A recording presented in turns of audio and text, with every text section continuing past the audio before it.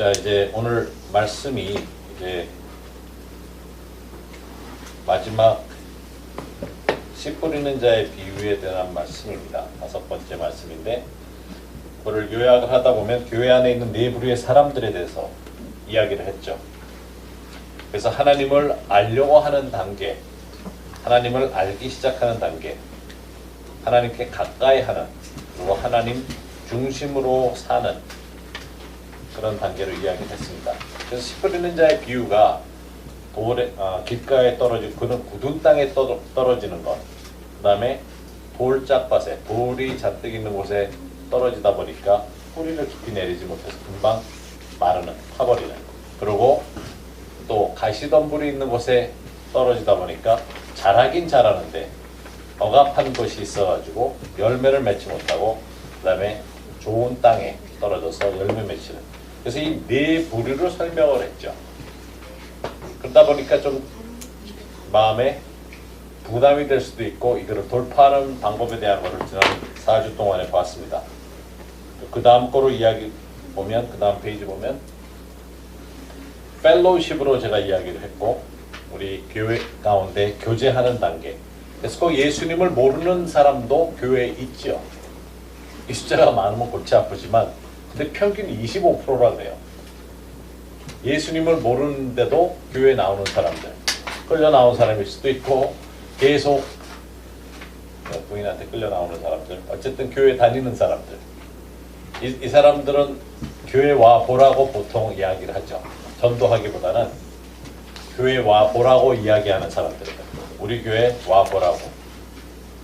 청소년들은 예쁜 여자친구, 예쁜 아이들 많으니까 우리 교회 오라고, 이런 식의 교회 오라고 주로 이야기하는 사람들, 펠로우십을 중심으로 관계가 더 좋은 사람들, 하나님에 대해서 조금은 보이기 시작을 하고 보게 되는 그런 단계고, 그 다음에 두 번째 단계가 relationship, 예수님을 영접하고 나서 예수님과 관계를 갖기 시작을 하는 사람들입니다. 그래서 말씀을 들으면 들어요. 기쁨으로 들어요. 기쁨으로 받을 수 있고, 그런데 뿌리를 못 내리다 보니까 기쁨으로 받고 너무 좋아하는데 얼마 있다 보면 그 기쁨이 막 떠나버리는 걸 알 수 있는, 부흥회 하면은 아주 좋은 말씀 잘 전하시고 또 웃기게 재밌게 잘 하시는 목사님들 너무 은혜 받는데 일주일도 안 가서 다 없어지는 것 같아요. 그때뿐인 그런 단계가 있고, 그 다음에 이제 세 번째가 discipleship, 저는 제자의 훈련 받는 단계라고 했죠. 하여튼 교회에 있는 프로그램은 다 해요. 다 하는데 세 번째 단계가 뭡니까? 듣기는 들으나 열매를 맺지 못하는 단계잖아요. 훈련받고 주님에 대해서 알고자 하고 여러 가지 프로그램은 다 해봤어요. 해봤다는 이야기. 하여튼 그 졸업장은 많을 것 같아요. 한국 교회처럼 좋은 프로그램 세계에서 모든 거 다 갔다가 한 나라가 없을 거예요.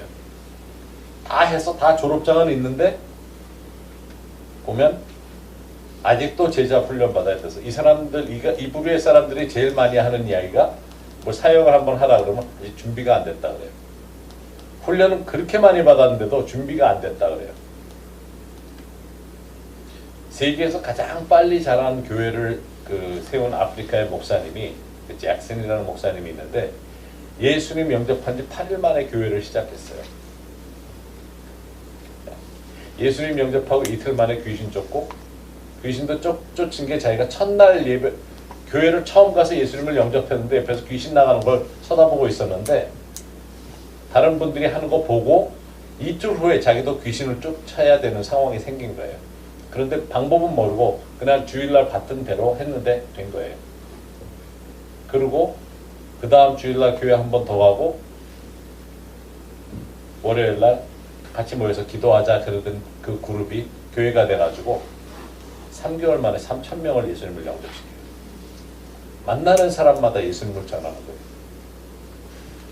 그래서 교회 건물이 부족해가지고 그냥 계속 늘어나가는, 비만 안 맞으면 되는.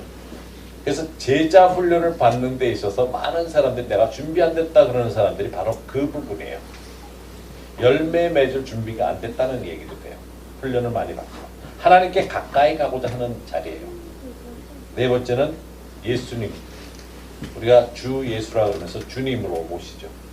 하나님을 내 마음의 중심에 모시고 모든 것을 다 드리면서 헌신하면서 주님 안에서만 살고자 하는. 그래서 다음 파워포인트를 보시면 첫 번째 단계에서 두 번째 단계로 가는 것은 십자가, 은혜로 거저받는 구원. 그 다음에 두 번째에서 세 번째 단계로 가는 것은 하나님의 말씀이 내 삶의 진리입니다. 이것이 진리이기 때문에 깨달아야 되겠다는 마음이 생길 때. 그리고 세 번째 단계에서 네 번째 단계로 가는 것은 온전히 헌신해서 드리는 삶으로 살기 시작할 때에 그런 삶을 산다고 했죠. 그래서 오늘은 씨 뿌리는 자의 비유, 다섯 번째 열매 맺는 사람에 대한 것을 볼 겁니다. 그래서 마가복음 4장 말씀을 함께 펴놓고 보십시다. 마가복음 4장 20절을 함께 읽도록 하십시다. 4장 펴놓으시고 찾아서 함께 읽도록 하십시다.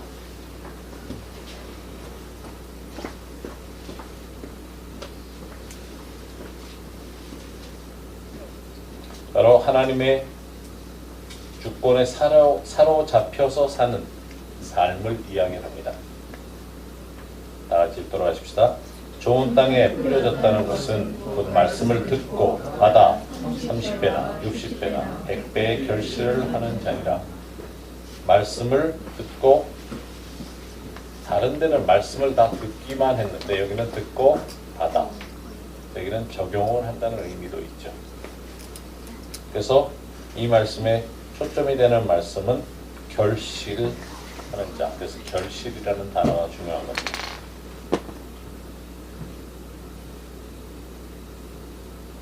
그래서 오늘 보는 말씀은 좋은 땅에 대한 말씀을 드릴 텐데, 같은 말씀이 누가복음 8장 15절에도 있어요.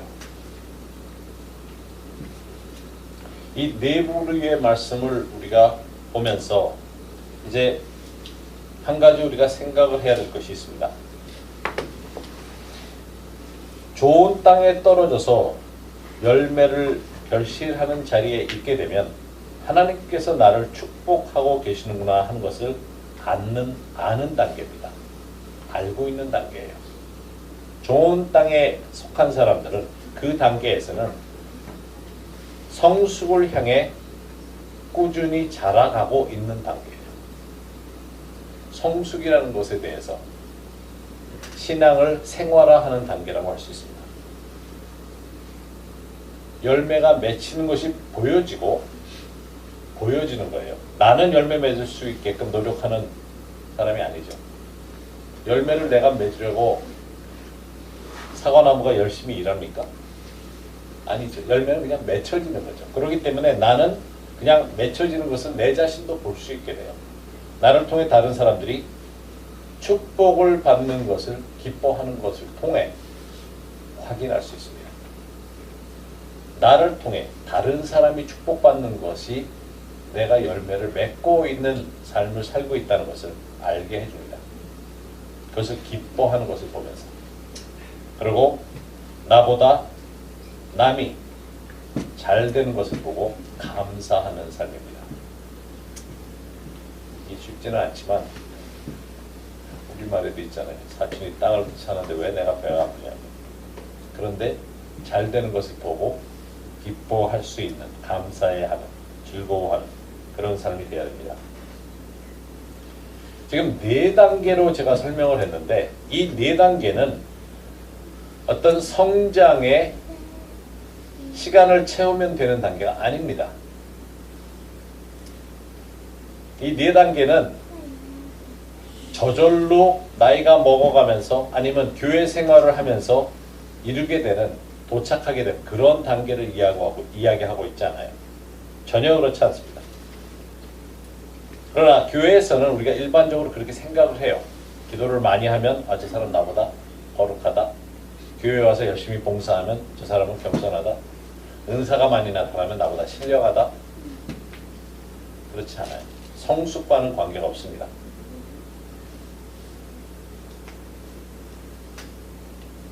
다시 얘기해서 각 단계는 그런 상태를 이야기한다고 생각을 하면 언제든지 그 상태로 떨어질 수 있어요. 말씀을 들었는데 굉장히 기뻤는데 갑자기 마음의 부담이 뭔가 확 와요. 당신 크리스찬이야? 크리스찬이 왜 그 모양이야? 이런 말 들으면 그날 말씀으로 은혜 받았던 거 다 없어져 버려요. 기억이 나지도 않아요.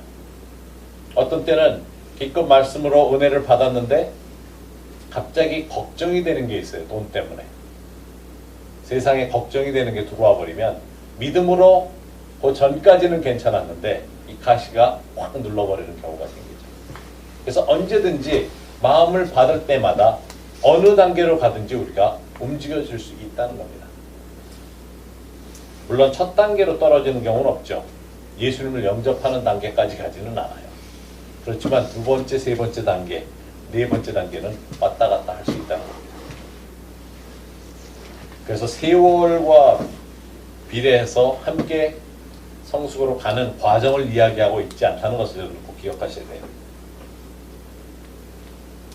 사실 예수님을 영접하게 되는 순간이 우리에게 가장 좋은 땅을 가지고 있는 순간이에요.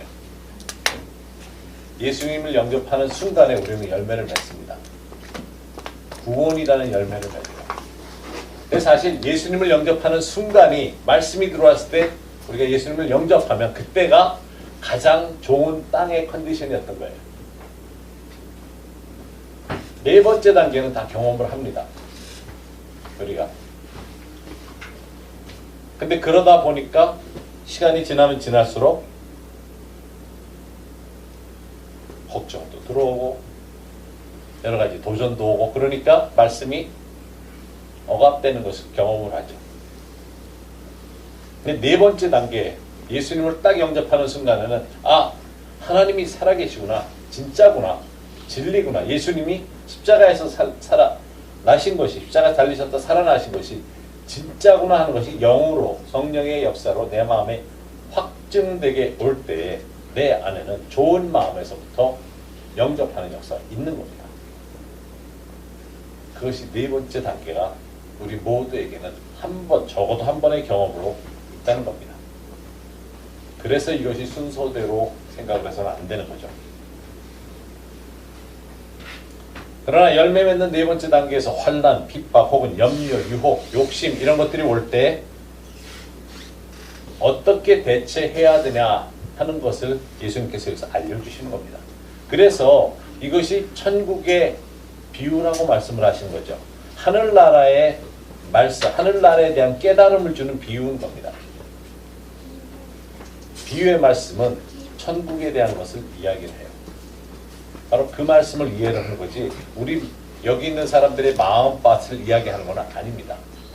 천국에 가는 다시 얘기해서 예수님을 영접함으로써 열매 맺는 삶과 그러나 자라지 못하게끔 방해하는 세 가지 마귀의 방법이 있다는 것을 깨닫게 해주는 겁니다. 그럼 그것을 느껴가야 되면 되는 거죠.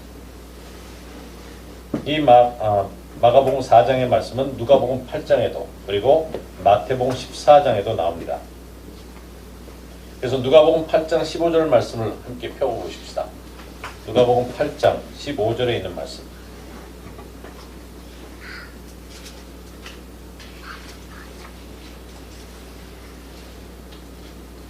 같은 내용의 말씀을 예수님이 설명을 하시는데 누가복음에서는 누가가 조금 더 자세하게 쓰고 있는 것을 볼 수 있습니다. 8장 15절에 좋은 땅에 있다는 것은 착하고 좋은 마음으로 말씀을 듣고 지키어 인내로 결실하는 자리라. 여기서 말하는 것은 착하고 좋은 마음이 있어야 된다는 것을 이야기를 하죠. 그 마음이 착하고 좋은 마음이라고 하고 방법은 말씀을 듣고 지키고 인내를 가지면 결실은 한다는 겁니다.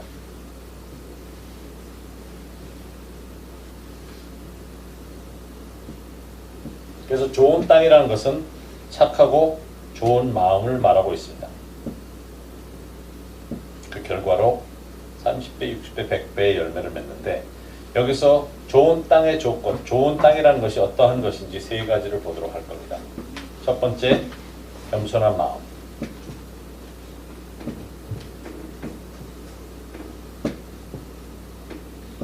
겸손한 마음은 humble heart, 마음이 낮아지는 마음인데 마태복음 13장 10절에서 15절 보면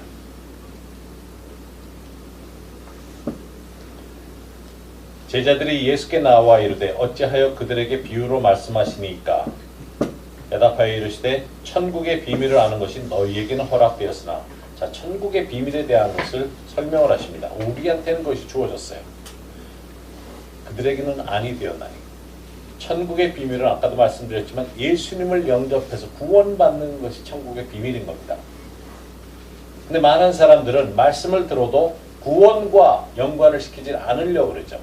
우리도 이것은 조심해야 되는 부분에 것이 있는 겁니다. 하나님의 은혜를 받는데 이 땅에서 사는 것에만 초점을 맞춰서 안 된다는 거죠. 거기서는 30배, 60배, 100배의 씨앗의 결실이 없습니다. 중요한 것은 천국의 비밀에 대한 것인데 그들에게는 아니 되었나니 물을 있는 자는 받아 넉넉하게 되되 없는 자는 그 있는 것도 빼앗기리라. 천국의 비밀은 세상적인 거에만 초점을 맞추고 있다가 이해를 하려고 한다면 있는 것까지 다 날려버려요. 이게 좀 무서운 얘기예요, 사실. 정신 차리라는 얘기죠.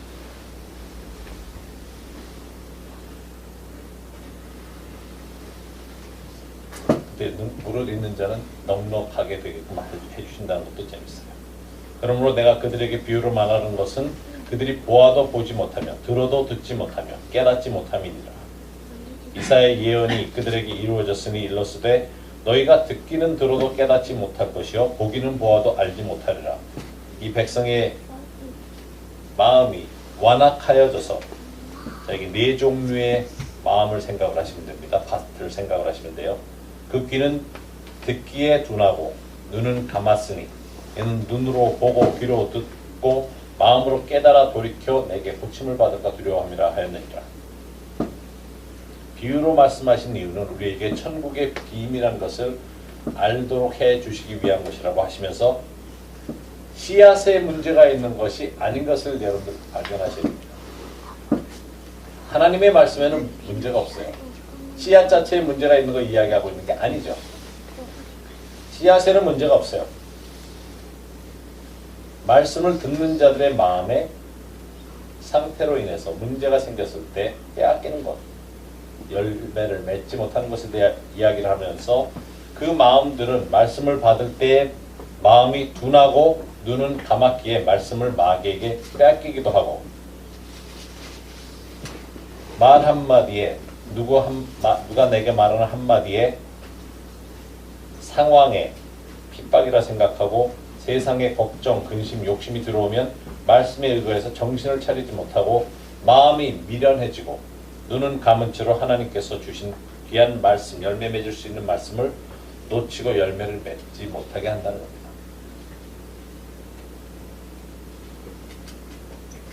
겸손한 마음은 부드러운 마음을 이야기합니다. 에스겔서 36장 26절에 보면 36장 26절에 또 새 영을 너희 속에 두고 새 마음을 너희에게 주되 너희 육신에서 굳은 마음을 제거하고 부드러운 마음을 줄 것이며 새 영을 주신다 그랬어요. 그래서 우리가 성령이 우리에게 임하시는 것을 자꾸 원하는 이유가 성령이 우리에게 오시면서 새 마음을 새 가죽 부대에 새 포도주를 붓는 것과 같은 새 것을 허락하시는 거죠. 이전에 있던 것이 아니에요. 그래서 내 마음에 어떤 모습이든지 상관없어요. 내게는 새로운 것을 허락해 주시는 성령의 은혜가 있습니다. 그러면서 굳은 마음은 제거하고 부드러운 마음을 준다고 합니다. 에스겔서 36장 26절에 우리는 말씀을 받는 시작은 부드러운 마음, 좋은 밭의 모습으로 말씀을 대합니다. 애초에 그렇게 시작을 했어요. 예수님 영접하면서. 그러나 이 세상을 예수님 영접한 이후에도 세상에서 살다 보니까 자꾸 도전이 있는 거죠. 돌도 갖다 집어던지고 가시덤불도 갖다 집어던지고 마음이 세속화되는 것으로부터 타협해서는 안 되는 겁니다. 굳어지게 만들고자 하는 그런 경험은 언제든지 우리에게 던져질 수 있어요. 그렇게 자꾸 경험이 부정적이고 자꾸 쌓이다 보면 굳어지게 되겠죠. 그러면 어느 순간부터는 말씀이 내 마음에 와 닿지가 않아요. 그래서 많은 사람들이 그런 얘기 하죠. 옛날같이 은혜가 없는 것 같다. 옛날에 그 뜨거움이 식은 것 같다고. 옛날에 그 기쁨이 어디 갔는지 모르겠다고. 내 자신이 허락하기 때문에 그런 거죠. 부드러운 마음을 유지하기 위해서 그래서 성령의 충만함이 필요한 겁니다. 그래서 성령께서 나와 동행하시고 계시는 성령께서 계속적으로 은혜 주시는 것을 구해야 됩니다.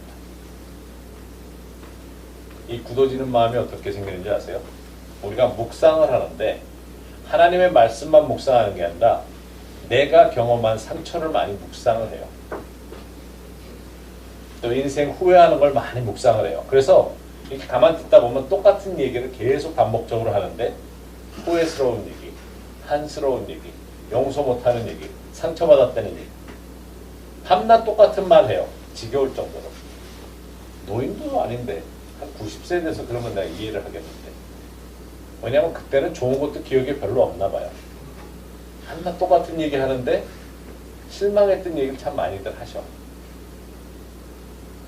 근데 써보라 그러니까 안 하시더라고. 제 어머니도 하도 그래서 글을 쓰시라고.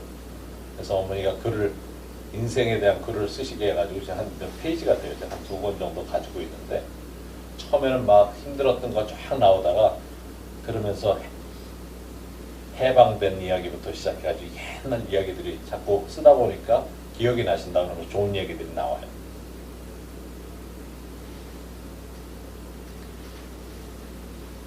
내 상처를 묵상하기 시작하면 그것이 나의 마음을 굳어지게 만드는 거죠. 묵상은 사실 되새기는 거라 생각하면 돼요. 소가 되새김질 하듯이 똑같은 것을 되새겨요. 이 말씀에 보면 듣기는 들어도 깨닫지 못할 것이요 보기는 보아도 알지 못하리라 말씀대로 성경을 읽어도 그렇게 깨달음이 없는 거죠. 그런데 성경을 읽는데 마음이 와닿는 게 없다. 거기서부터 있는 거예요. 요즘 우리가 성경 읽기를 하는데 그 몇 분이 성경 읽기를 하면서 여러 군데 9군데를 보다 보니까 매번 성경 풀 때마다 예언의 말씀으로 들린대요. 그런 분들이 꽤 많아요 지금. 그런 경험들을 하기 시작을 했어요. 말씀이기 때문에 부드러운 쪽으로 가야 되는 데다가 말씀이 계속 던져지니까 어떻게 해서든지 나는 벗어나고 싶은 거는 다 똑같은 욕망을 가지고 있잖아요.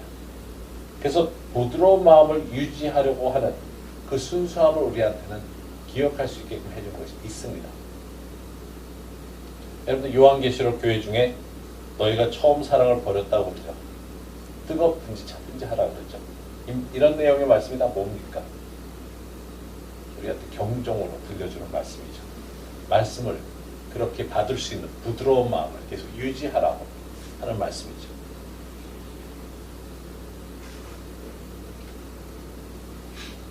그래서 성령께서 우리에게 그런 도움을 주실 수 있도록 동행하는 삶이 말씀을 읽다 보면 자꾸 말씀을 깨닫게 해주시면서 기억나게 해주시면서 정리를 해주시는 거죠. 그래서 하루를 시작할 때 베니엔 목사님이 그렇게 시작한다 그랬죠. Good morning, Holy Spirit. 아침에 일어나면서 성령님 안녕하십니까? 책도 그렇게 쓰셨잖아요. Good morning, Holy Spirit 하면서 시작하라고. 그렇게 해볼 필요가 있어요. 또 예수님이 물 세례받고 나오셨을 때 성령이 비둘기의 형상으로 왔잖아요. 그러니까 어디 머물렀을 것 같아요? 만약에 비둘기 형상이 여러분들 어깨에 이렇게 앉아 있다면 성깔 막 부릴 수 있어요? 성질 난다고. 비둘기 날아가면 어떡해요? 살살 움직여야 되겠죠. 조심스럽게. 날아갈까봐 해도. 성령이 그렇게 와 계신다는 것을 우리가 인식을 하고 영적으로 우리가 보혜사 성령께서 옆에 같이 와 계셔서 심지어 내 옆에 여기 어깨에 비둘기 형상으로 와 앉아 계신다면 함부로 이렇게 행동을 하기 힘들 거예요. 또 겸손한 마음은 낮은 자세의 마음입니다. 이사야서 57장 15절 보면 이 말씀도 아주 재밌는 말씀인데 이 57장 15절 하나에 하나님의 성품이 다 들어가 있어요. 굉장히 많은 부분의 것이 들어가 있고 그러면서 우리에게 어떻게 살아야 되는지를 알려주는데 지극히 존귀하며 영원히 거하시며 거룩하다 이름하는 이가 이와 같이 말씀하시되 지극히 존귀하신 분이죠. 영원히 거하시는 분이죠. 거룩하신 분이죠. 높은 곳에 계신 분이십니다. 또한 통회하고 마음이 겸손한 자, 통회하고 마음이 겸손한 자와 함께 있나니 이는 겸손한 자의 영을 소생시키며 통회하는 자의 마음을 소생시키려 합니다. 높은 곳에 계시지만 낮은 자와 함께 계신다 그래요. 그래서 영적인 의미에서 특히 기독교에서는 가장 높이 가려고 하는 만큼 가장 낮은 자리로 가야 되죠. 이게 겸손이라고 우리가 얘기를 하죠. 하나님의 원칙은 높은 곳으로 가려면 바닥에 엎드린 자의 모습이 되어야 된다는 거죠. 통회하는 자의 모습은 엎드린 자, 하나님 앞에 그냥 엎드려 있는 자예요. 그래서 낮은 길을 택할 필요가 있는 거죠.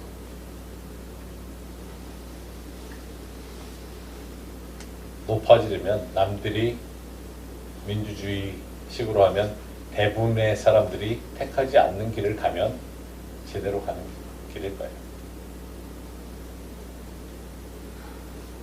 또 세 번째, 겸손한 마음은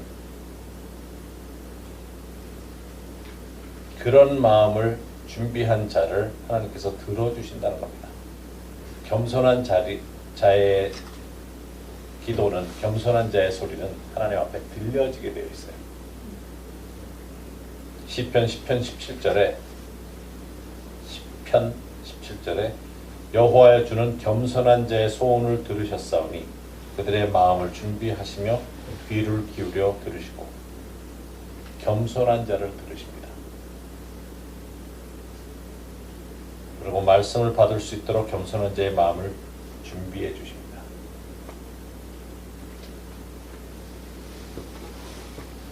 여러분들 혹시 하나님 나 겸손하게 해달라고 기도하시는 분 계세요? 제가 이건 이전에도 몇 차례 말씀드렸지만 절대로 무서워서 기도 못하는 기도라고 말씀을 드렸는데 응답해 주시니까 아주 납작하게 만들어주세요. 겸손하게 만드세요. 이 기도는 절대로 안 하고 싶은 기도예요. 다른 사람을 위해서 해줄 수는 있을지 모르겠어요. 내 자신을 위해서 기도하는 것처럼 무서운 기도 없어요. 왜냐하면 내 자신을 위해서 겸손하게 해달라고 그러면 금방 응답이 돼. 이 기도는 어떻게 된 게 이해가 안 되는데 제일 빨리 응답이 되는 기도인 것 같아요. 그래서 무서워서 내 자신을 위해서는 못할 것 같아요. 그렇다고 남을 위해서 하셔도 안 돼요, 사실은.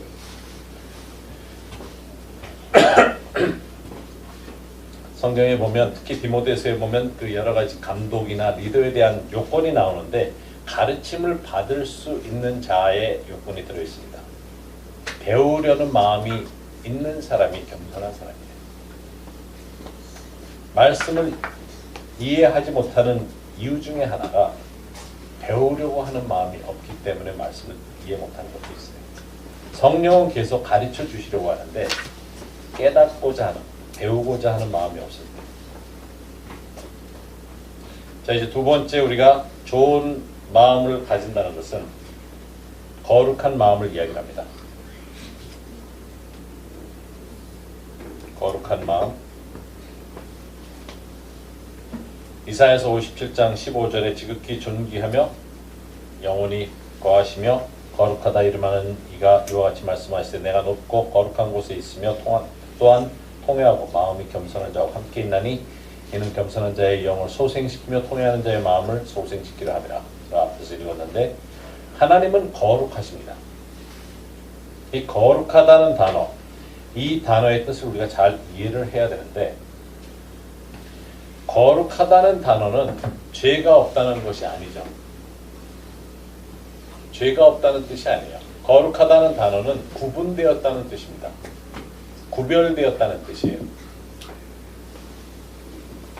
그래서 하나님께서 특별한 목적이 있어서 구별을 해 놓으신 겁니다.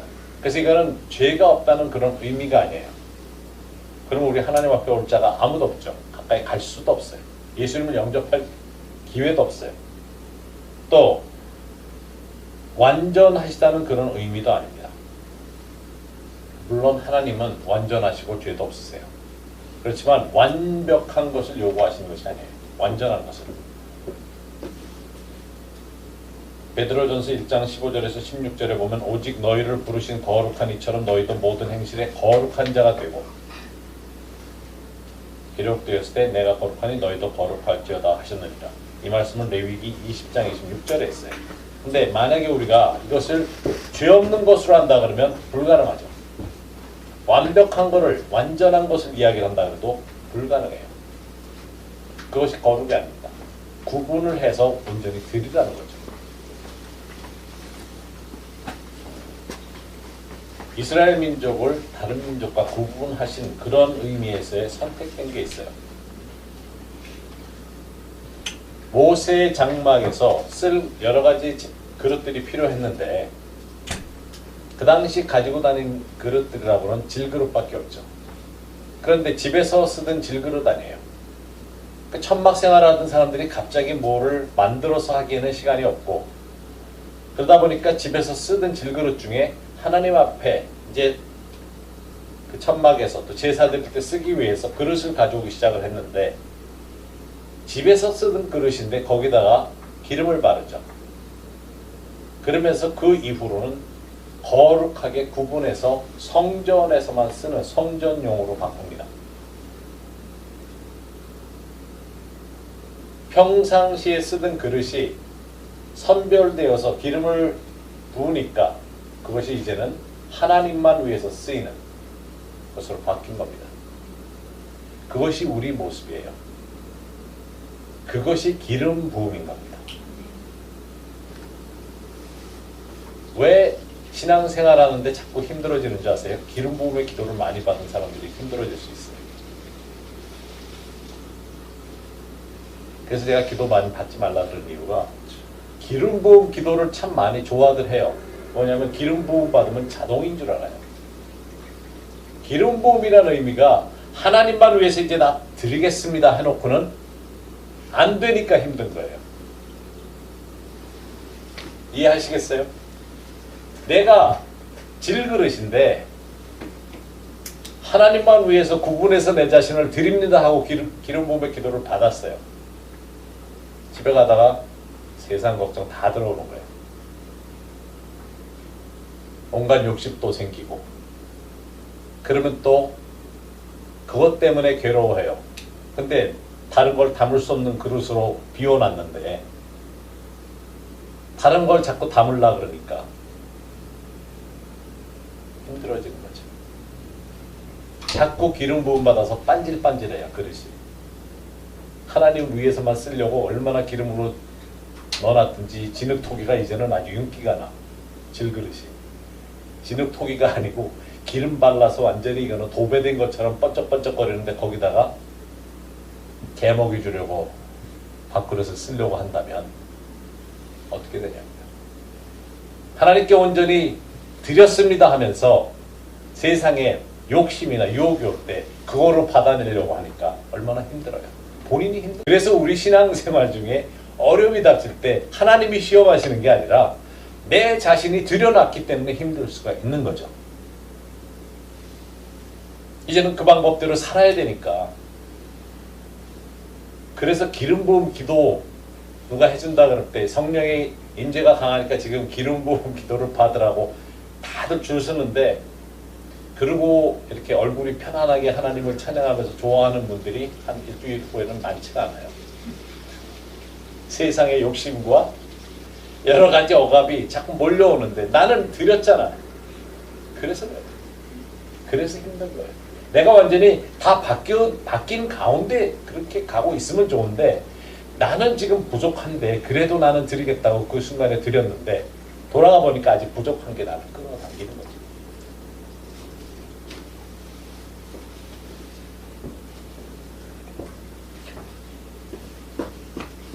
우리는 하나님께만 속하겠다고 결단을 한 사람들입니다. 좋은 땅에 있는 사람들은 좋은 땅에 헌신한 특히 적어도 우리 이그스네스 파운데이션에 계신 분은 그런 분들이에요. 그래서 지금부터의 돌파는 방법 자체가 다른 겁니다. 하나님께 온전히 여러분들은 선별해서 드린 선택된 사람들이기 때문에 다른 거예요. 교회 다니는 사람들이 아니기 때문에. 그냥 성도라는 의미에서 교회만 왔다 갔다 하는 사람들이 아니기 때문에. 이게 달라지는 겁니다. 거룩하게 여러분들은 선별됐어요. 진짜 성도인 거예요. 거룩한 사람들이에요. 근데 거룩한 사람들은 조금 부담스럽잖아요. 그게 기름 부음 받은 그런 의미인데 기름을 잔뜩 받아가지고 우리 여기 와 계신 분들은 한 세미나 때 또 강사들 올 때마다 기도를 많이 받아서 이제 번쩍번쩍해요. 그래서 많은 사람들이 실종을 하는 겁니다. 그래서 영적인 자리에 들어왔던 사람들이 말씀으로 이해를 못하고 너무 감정적으로 받고 너무 기도받는 거에 초점을 맞추다 보니까 자기가 헌신한 거에 대한 이해를 못하고 일단은 받아놔요. 공짜는 다 좋으니까. 근데 이게 대가가 엄청난 거예요. 하나님은 그냥 헌신한 거를 그냥 헌신했으니까 그냥 적당히 넘어갈게 그게 아니세요. 그러다 보니까 일단 헌신한 사람들에게 요구하는 것은 순종이고 충성이고 축복의 대가를 성숙을 향한 대가를 지불하게 하시는 겁니다. 내 자신은 알잖아요. 부족한 걸 아니까. 그래서 여기 계신 분들은 아니지만 가끔 힘들어질 수도 있어요. 마태복음 15장 말씀 보십시다. 마태복음 15장 함께 펴놓고 좀 보도록 하십시다.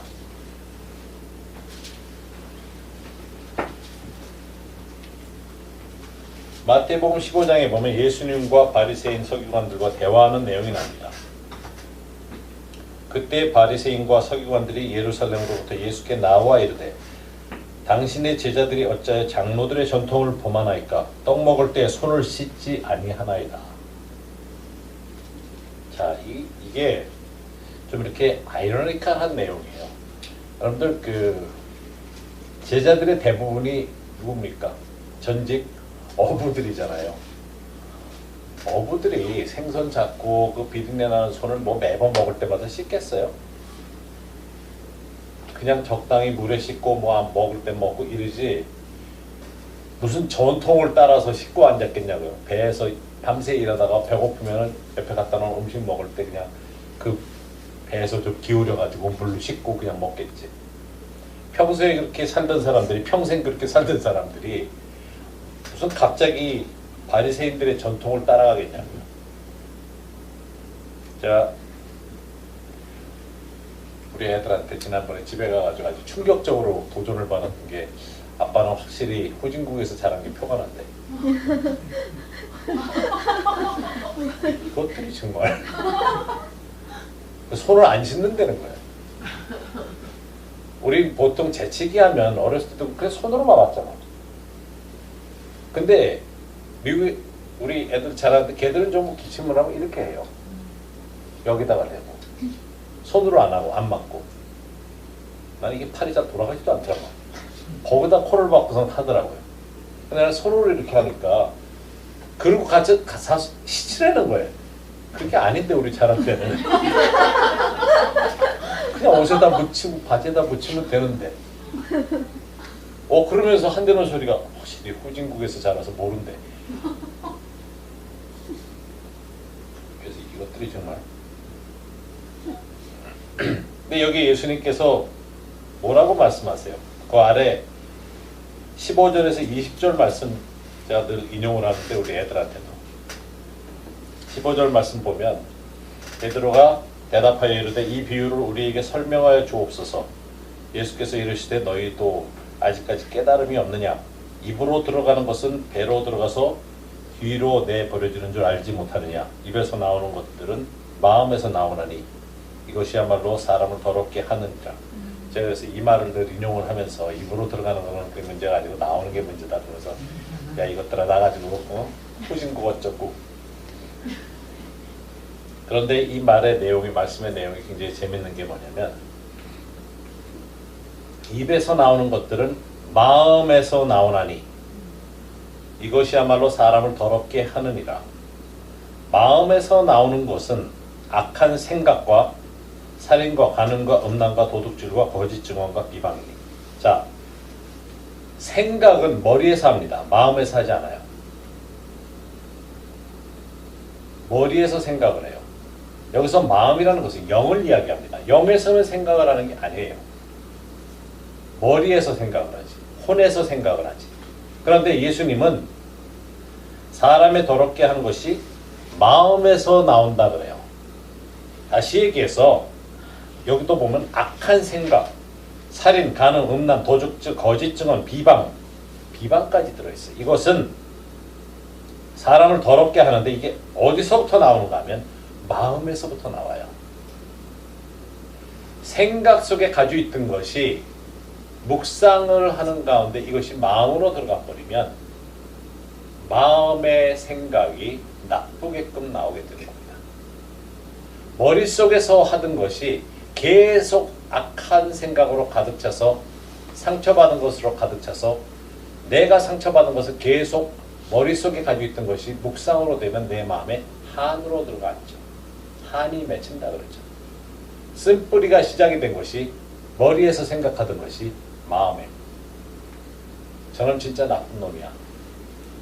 나한테 이런 짓을 했으니까 진짜 나쁜 놈이 하던 것이 계속 묵상하는 가운데 마음에 그러니까 그 사람을 향해서 나오는 것은 악한 것만이 나오게 됩니다. 마음에서 생각을 하는 자체가 위험한 거죠.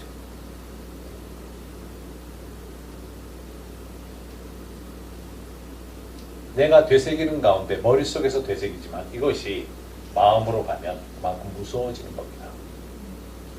동시에 같은 방법으로 성경 말씀을 읽고 깨달아지지만 머리에서 받고 들은 것이 들어왔던 것이 이것이 묵상하는 가운데 마음으로 들어가면 그 마음밭에 들어가기 시작을 하면 마음밭에서는 좋은 결실을 맺는 거죠. 그러면 우리 마음밭에서는 좋은 결실과 나쁜 결실도 맺을 수 있다는 거죠. 그래서 우리가 깨달아야 되는 말씀을 주님께서는 알라고 하시는 겁니다. 그래서 씻지 않는 손으로 먹는 것을 통해서 사람이 더럽혀지지 않는다는 말씀을 하시죠. 그래도 이기지는 못하는 논쟁이지만 아이들한테 이 말을 꼭 쓰기는 쓰지만 후진국에서 자랐다고 그래가지고 지금은 선진국이지만 우리가 자랄 때 후진국 맞죠. 찍소리를 못하겠더라고요. 처음에는. 그래서 이 성경 구절 가지고 이겼더라 그러면서 근데 여기서 중요한 것은 여러분들 잘 이해하셔야 되는 거죠. 우리가 말씀의 열매를 맺게끔 하려는 하나님의 좋은 말씀을 주신 것을 하려고 하는데 자꾸 생각 속에 여러 가지 나쁜 것 보는 걸 통해서 듣는 걸 통해서 그걸 묵상하다 보니까 내 마음이 생각을 나쁘게 하기 시작합니다. 그러면 열매가 안 맺혀지는 겁니다. 그렇기 때문에 이와 같은 생각이 들려고 할 때 예를 들어 마음에 이전에 상처가 됐던 것 피해 입었던 것 음란한 것까지도 마찬가지예요. 그것이 떠오르면 예수님이 나를 거저 용서하셨던 것 대가 없이 용서하셨던 것을 다시 상기시키면 됩니다. 그리스도의 보혈을 그곳에다 적용을 하면서 거부하는 거죠. 나는 이미 용서했고 예수님도 나를 용서했고 거저받은 것을 거저주는 방법대로 나는 이미 용서했기 때문에 더 이상 생각하지 않겠다. 나는 이미 일용할 양식을 통해서 매일매일 예수님으로부터 공급을 받고 있기 때문에 가식적인 사랑이라든가 이와 같은 음란에 타협하지 않겠다. 그러면서 하나님 앞에 나는 거룩하게 선별되어 드려졌고 기름 부음 받았기 때문에 세상과 타협하지 않는 특별히 쓰임받는 자리에서의 질그릇으로 살아간다 하는 것을 선포할 필요가 있습니다. 그러면 돌도 가시더미도 내게 던져질 때 제거하면서 살아갈 수 있는 거죠. 우리한테는 늘 도전을 던지는 마귀가 있습니다.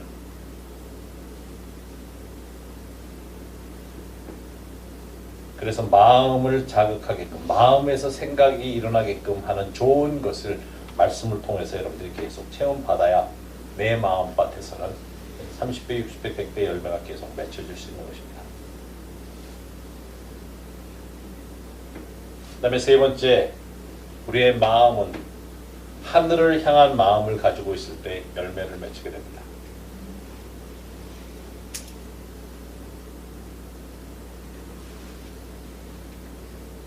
이사야서 57장 15절 말씀을 계속 반복해서 보게 되는데, 지극히 존귀하며 영원히 거하시며 거룩하다 이름하는 이 하나님을 늘 바라볼 수 있어야 되는 거죠. 우리가 겸손하게 갈 때마다 그분은 그 높은 자리에서 우리를 함께 같은 자를 이끌어 주시는 겁니다. 우리는 영원에 속할 사람들이에요. 영원이라는 생활 속에서 제가 늘 장례식을 생각할 때마다 그런 생각을 해요. 영원이라는 것, 영원한 곳에 속한 사람이기 때문에 이 세상은 사실 짧은 기간 중에 우리가 살고 있는 거죠. 그 3차원의 세계에서 우리가 생각을 하기 때문에 4차원의 세계로 생각을 하는 것은, 전에 토리 신부님이 그런 말씀을 하셨어요. 이 종이를 접으면 끝을 만나게 된다는 거죠. 지금 우리가 사는 세상은 시간이라는 공간대에서 살고 있는데, 우리가 시작한 날, 끝나는 날을 이렇게 접으면 같이 맞춰질 수 있는 4차원의 세계로 생각을 하면 우리가 죽는 순간에 모든 사람들이 다 살아나는 순간이라고 하더라고요. 그렇게 말씀하셨어요. 마치 종이를 접으면 똑같이 언제 시작했든지 간에 똑같이 끝날 수 있는, 같은 자리로 갈 수 있는 것처럼, 반 접었을 때 이 끝의 자리가 길든 짧든 같은 자리로 옮길 수 있다는 거죠. 그래서 우리가 죽는 순간에 모두가 똑같이 일어나는 순간이 될 거라고 그런 말씀을 하세요. 4차원의 생각으로 생각을 한다면. 그러면 우리는 영원한 것을 생각을 하고 살아야 됩니다. 너무 이 세상 것에만 초점을 맞추다 보니까 소망을 못 갖는 거죠. 그러다 보니까 이 세상 때 그 짧은 그 생애를 사는 것에 초점을 맞추다 보니까 영원에 대한 세계에, 하늘나라의 세계에 대한 이해가 부족한 것 때문에 오는 그런 일들이 있는 거죠. 고린도후서 4장 18절에 보면 우리가 주목하는 것은 보이는 것이 아니요 보이지 않는 것이니, 보이는 것은 잠깐이요 보이지 않는 것은 영원함이라. 보이지 않는 것을 향해서 우리가 가는 거죠. 그러면 이 보이는 세계의 것은 잠깐이기 때문에 사실 그렇게 중요하게끔 초점을 맞추지 말라는 거죠. 그러므로 너희가 그리스도와 함께 다시 살리심을 받으면 위의 것을 찾으라. 골로새서 3장 말씀인데, 거기는 그리스도께서 하나님 우편에 앉아 계시느니라. 위의 것을 생각하고 땅의 것을 생각하지 말라. 위의 것을 생각하자. 그래서 자꾸 영적인 것을 경험하게 하나님이 허락해 주시는데, 생각은 땅의 것을 생각하면서 위의 영적인 것을 하려니까 힘든 거예요. 위의 것을 생각하면서 위의 것을 경험을 하면서 위의 것을 받아야 되는데, 이 땅의 것이 자꾸 끌어내리려고 하는 거죠. 이제 초점을 위쪽으로 더 잡으십시다. 그러면 더 깊이 갈 수 있고 더 낮은 자리로 갈 수 있는 길로 인도해 주십니다. 자, 비유의 말씀에 씨앗, 땅, 결실을 통해 알려주고 계시죠. 이 말씀이 구약에도 있어요. 같은 내용의 말씀이. 이사야서 55장 10절에서 11절 말씀 보면, 이 말씀 55장 말씀을 펴놓고 보십시다. 이사야서 55장 10절과 11절, 그리고 그 뒤에 12절 13절을 읽으면서 우리가 마치도록 합시다.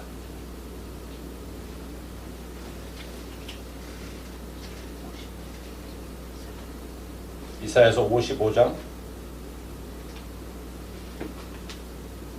10절과 11절 말씀입니다. 이 말씀을 다 같이 읽도록 하십시다. 시작. 이는 비와 눈이 하늘로부터 내려서 그리로 돌아가지 아니하고 땅을 적셔서 소출이 나게 하며 싹이 나게 하여 파종하는 자에게는 종자를 주며 먹는 자에게는 양식을 준 것 같이 내 입에서 나가는 말도 이와 같이 헛되이 내게로 돌아오지 아니하고 나의 기뻐하는 뜻을 이루며 내가 보낸 일에 형통함이니라.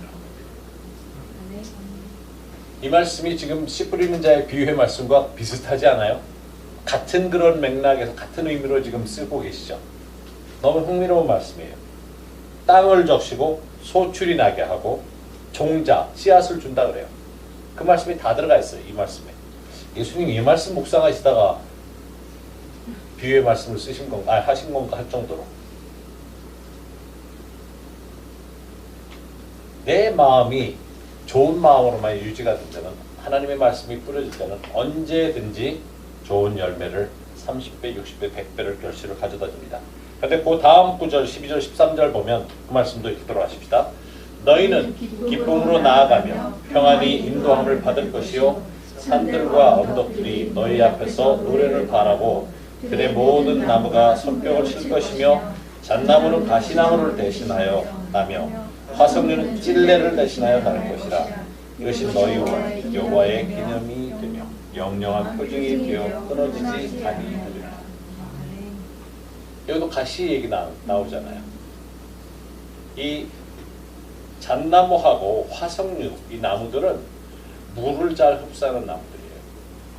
그래서 이 나무들이 가시와 찔레를 대신한다 그래요. 열매를 맺을 수 있게끔.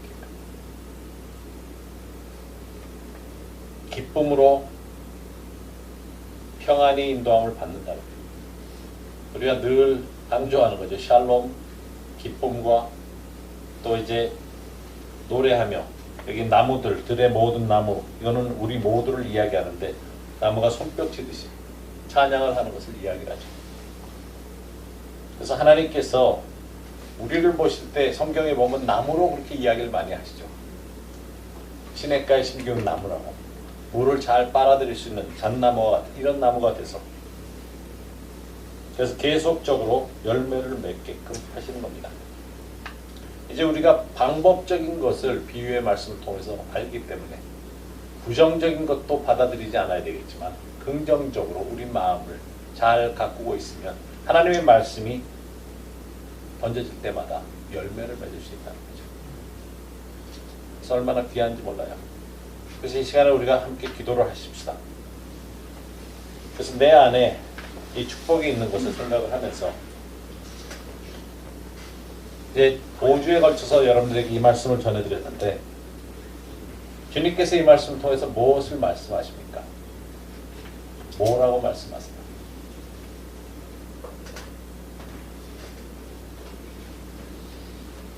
이제 내 마음에 여러 가지 마음을 굳게끔 만들고자 하는 주위의 상황들이 있을 수 있어요.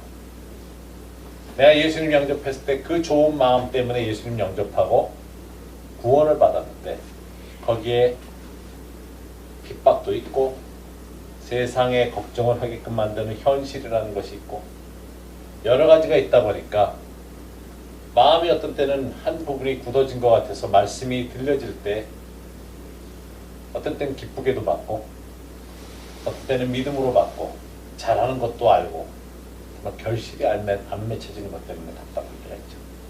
그것이 무엇이든지 간에 이 시간에 주님께서 깨닫게 해주시고, 그러기 위해서는 우리 옆에 오른쪽에 계신 분을 보시면서 여러분들이 축복을 해주세요.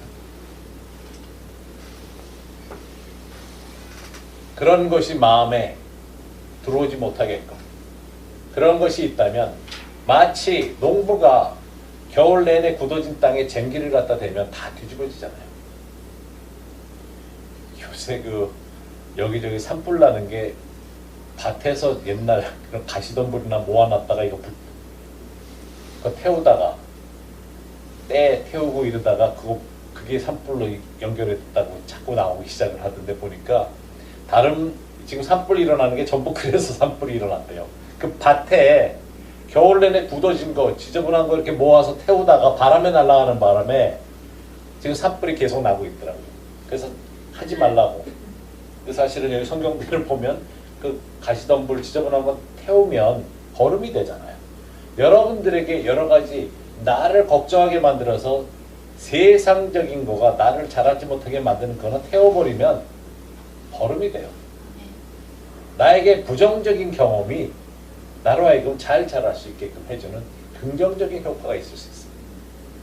하나님이 쟁기를 대시도록 그 굳어진 마음에 예수님 영접할 때 부드러웠던 마음으로 다시 돌아갈 수 있게끔 쟁기를 대시도록 하나님 직접 쟁기를 나한테 대시면 내가 좀 뜨끔하잖아요. 그러니까 옆에 분을 먼저 위해서 기도해요.